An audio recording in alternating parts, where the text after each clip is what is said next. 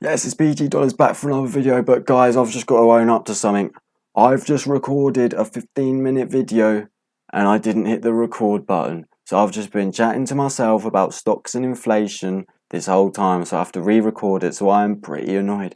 And of course, it's 20 past midnight. I don't know if you can spot it right down here, but my parents are asleep, so I've got to sort of whisper. So it's not good all round. Look, I've had a night out, obviously I've messed up somehow. And yeah, I'm paying the price now by having to say all the things again. But you had the S&P up 0.41%. You had the Nasdaq up 0.27%. Sort of risk on, but we still saw some stocks down, didn't we? Apple looked down 0.41. DocuSign was up. Lovely move down DocuSign. If you're invested in DocuSign, great news for you lot. I'm happy for you. Obviously, Google basically flat there. Microsoft down 0.25%. Qualcomm down 1.9, basically 2%. Autodesk up 1.37. Nvidia down 1.24. Now back down to the early 160s. You've got PayPal slightly up at 0.83%. Obviously, I'm an investor in PayPal, so I do want this to fly high, or do I want it to go low and buy some more? I don't know.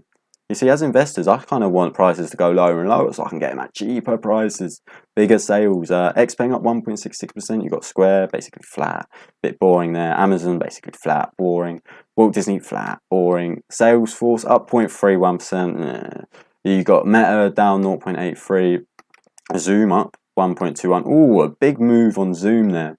And you really did see a battle between the Bulls and the Bears today on Wall Street. And of course, the Bulls pushed it up, the Bears came back down, and the Bears won the battle today. Oh, they seem to be winning the battle on many days recently.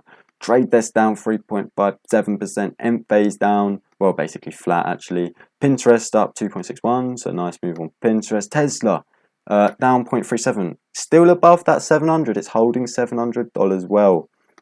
Of course, on the weekly, look, we were down to $630. And if it comes back to these sorts of levels, best believe I'm going to be buying. But I'm going to wait. I'm not buying at 708 because I think there could be a dip obviously coming soon. However, if you're not invested, then it's still a great time to buy at 708. I mean, stocks are down massively. Any time's a good time to buy at the moment. It's up 3.17. On the weekly, it was down 2.58, but it's up today. So a nice move on Etsy there. You had Netflix up 4.62. Interesting to see that. Maybe there was news on Netflix today that pushed it up by that much. You had AMD slightly down, but basically flat. So overall, stocks mixed today, weren't they? You had some up, you had some down. Obviously, you had your big Apple stock down, which is a big weighting in the S&P and the Nasdaq. Risky whiskies, you had Stoneco up 1.23%. Obviously, I'm invested in Stoneco. I bought in around $8, so I'm slightly up on it, but of course, nowhere at the levels I want to see before I think of possibly moving out of the position. The only thing on the 1 year, look, we're starting to see a plateau, aren't we, in Stoneco here, which is great news for when I want to invest because I think there could be a market reversal. Of course, it don't always work out like that. Sometimes the stocks come right down and boom, they're zipping up quick. And yeah, you don't want to be missing that when that happens. So it's always good to get investing when stocks are low like this. But yeah, Stoneco, brilliant company. Of course, they're trading in Brazil, and they're all about cashless society over there. Brazil, heavy cash used in Brazil, a lot of cash, and they don't have the contactless. They don't have the Apple Pay. They don't have any of this sort of in Brazil, as they're an emerging market there. Their economy is still coming up and running, and Stoneco are all about the cashless society, and they're a big growth big growth company in Brazil. So yeah, I'm looking to get into that and hopefully make big money moves on this stock in the future. Obviously, Corsair basically flat on the 1 year, looking terrible there, but on the daily look flat. Fastly up 1.13%. So you had some small caps up today. GameStop down 1.44. Obviously, the meme stock there not doing very well. And I do have to be quiet because I think I may have woken up my parents.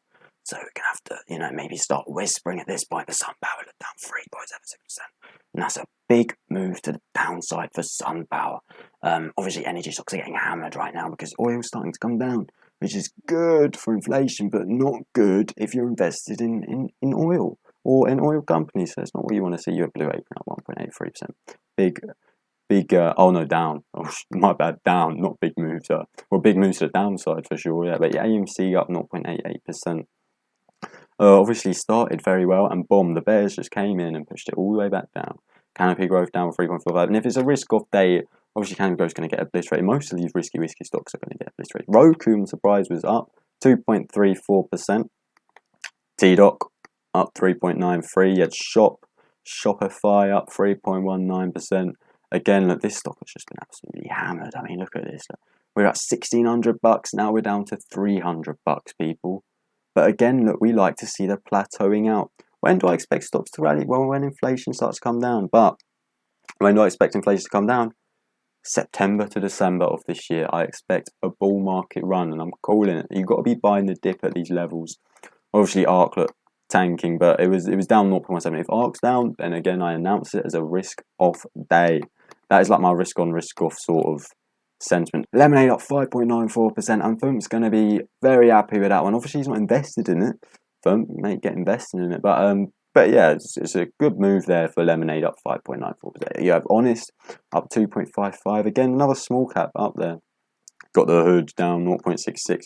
But this was below $7, wasn't it? Yeah, here it was. It was down $6.88 last Thursday.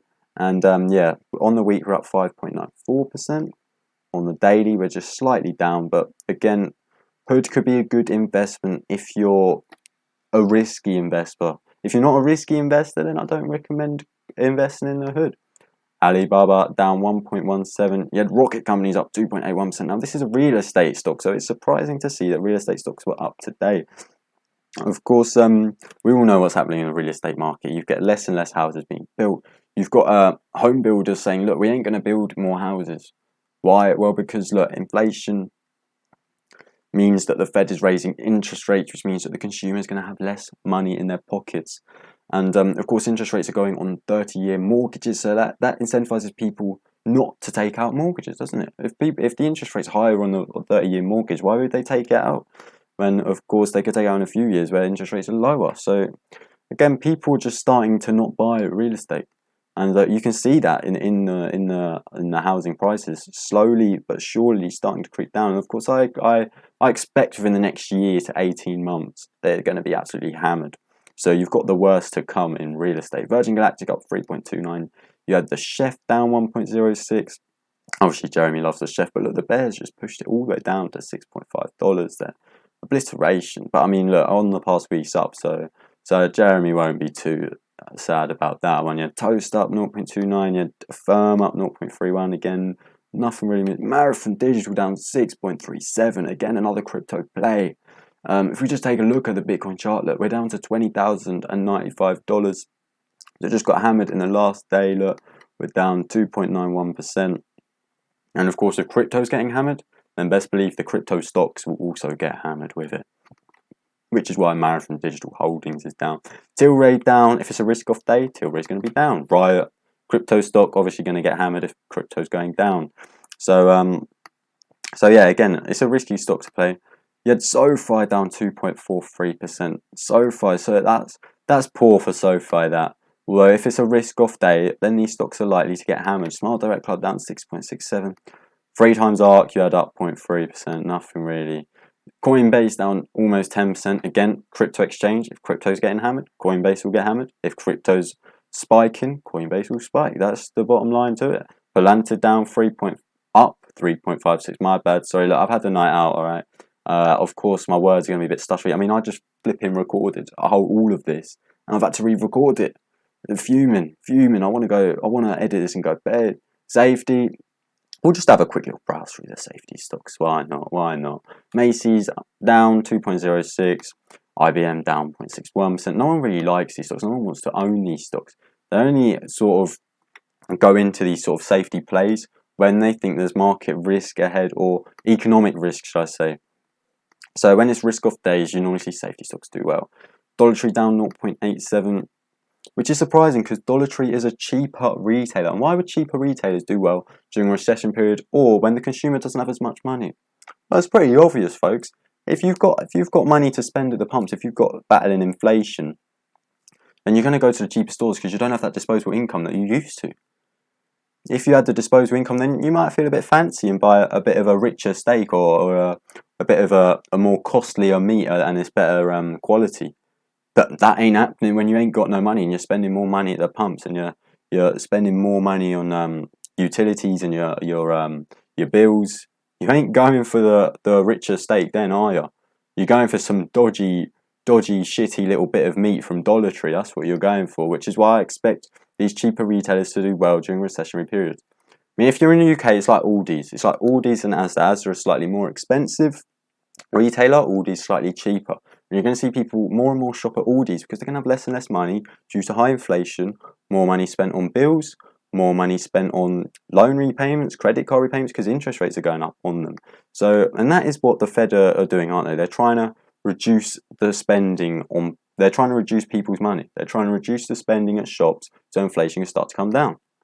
United Parcel Service up 0.7, 0.9, I mean, my bad. Tyson Foods down 0.21, so nothing really. Again, these are safety plays, so you don't really expect big moves in these sorts of stocks anyway. Costco down 0.67, Cisco down 2.25, Berkshire Hathaway slightly down, Pfizer up 1.97, healthcare stock play if you want to invest in that one. You've got Coca-Cola up 0.68%. Again, the bears sort of tanked it towards the end though there. Look at that. It's a sharp drop off right into the close. But yeah, if Coke's up, it's a risk off day, isn't it? I mean, this stock just doesn't really move, does it? I mean, if we look on the yearly, it's up 12.04%, obviously because we had market. But look at this. Look, this is where we were in 2020, and look, it just hasn't really gone anywhere. So, of course, no one wants to be invested in these sorts of companies. Only in a market, economic downturn, recession fears, all this, that, they're gonna start turning into these investments and buying into them. McDonald's up 1.44%, Walmart down 1.28. You've got Procter & Gamble up 1.53, PepsiCo up 0.8, AT&T up 1.8, J&J up 1.5. So some of the safety plays done well there today. But of course, if it's a risk-off day, you expect safety plays to do well. You're going to expect safety plays to do well. One thing I want to show you today was, of course, Jerome Powell came out and done his speech, doesn't he? Now, this man moves the markets. He's just the market mover, isn't he? Whatever he says, the market reacts to it. If he says, look, we've got high inflation, a recession is possible, the market tanks. If he says, look, I'm turning slightly more dovish, I might be reducing interest rates, the market rally. And that is just how it is. This man is just, we don't really predict what he's going to say. We can only just look at the economic data and then think what the Fed is going to come out with. So US stocks slumped after, obviously, this man right here, Jerome Powell, that's the guy I'm on about, reiterated his commitment to curb inflation and acknowledge the risk of recession. Now, if he comes out with the risk of recession, this is the guy that moves markets. This is your main man right here in terms of US equities. And of course, stocks are going to slump if this guy comes out and says, look, there's a risk of recession. Of course, it's going to happen. Even as some traders now expect the central bank to closely monitor the impact of its rate hikes on the economy. Yeah, nothing much to be said about that. The S&P 500 snapped a two-day rally, and the tech-heavy Nasdaq 100 also fell. Treasury yields declined with the 10-year yield hovering around 3. We want the Treasury yield to come down. Why? Well, it shows that investors are slowly but surely creeping back into stocks and getting out of bonds. If people rotate out of bonds, then the yield is going to go down. And that is what you want to see. Testifying in the Senate Wednesday, Powell made no reference to the size of future hikes, but tactically admitted that the Fed has failed to get its job done. Again, if this man comes out with these sorts of statements, the market's going to react big time, which is why you saw the sell-off in the close. Look, let's get up Coke. Let's get up Coca-Cola stock back again, and I'm just going to show you. Look at the sell-off into the close. I mean, look, we had Coca-Cola, a safety plate, stock up, yeah? Why? Well, because the Fed has come out and said this midday. That's what's happened. Powell says soft landing, very challenging recession possible. You do not want to see that when you're reading up on the statements he has made. He's acknowledged that rates will continue to increase. Again, continue to be hawkish. Well, we would expect that, don't we? Because inflation's very high. Powell's tone is received as less hawkish than feared. And that's not what I want to hear as an investor. Why? Because we need inflation to get down, don't we? Before a market rally comes, we want inflation to come down. Fed monitors how the media and others respond to its communications carefully, so we doubt this omission was an accident. Of course, the Fed knows, look, he's the main man in the markets. He's the main man on US equities. He's the main man in stocks. And whatever he says, look, the media and others respond to its communications carefully. He has to be very careful with what he says because the markets will react big time to any sort of slip-up he makes. The odds of the Fed's rate hiking cycle extending beyond the November policy meeting, which is the week just before midterm, have diminished sharply. Read up on that, folks. That's important. Others still expect more uncertainty on the horizon as investors. Recession is inevitable. within the next 12 to 18 months. This is Bloomberg opinion column. Jerome Powell hasn't actually said this. This is just someone else that's saying it. But I mean, I believe it too. It is inevitable at this point. You've got inflation still rocketing up. It's still going upward, isn't it? And you've had rate increases. It's not looking good. You're going to see unemployment start to tick up. You're going to see people out of work.